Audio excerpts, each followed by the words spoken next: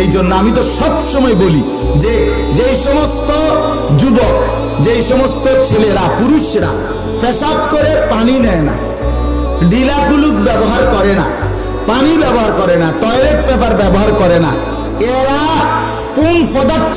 আমি এটা এমনি পদার্থ বিজ্ঞানও আমি পড়ছি, আমি বিজ্ঞান থেকেই পড়ালেখা করছি, কিন্তু এটা কোন পদার্থ আমি এটা জানি না।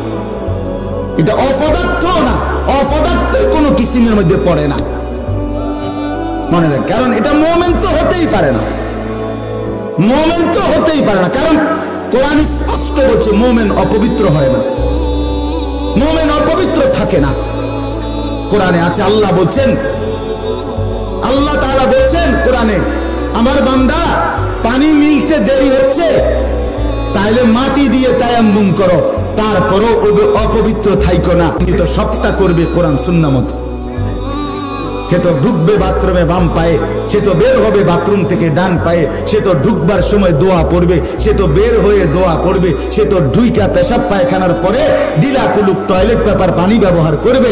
অতএব সে বাথরুম আর টয়লেটেরও সময়টুকু আল্লাহর কসম ডান কাঁধে ফেরেশতা নেকি হিসাবে লিখতে থাকে।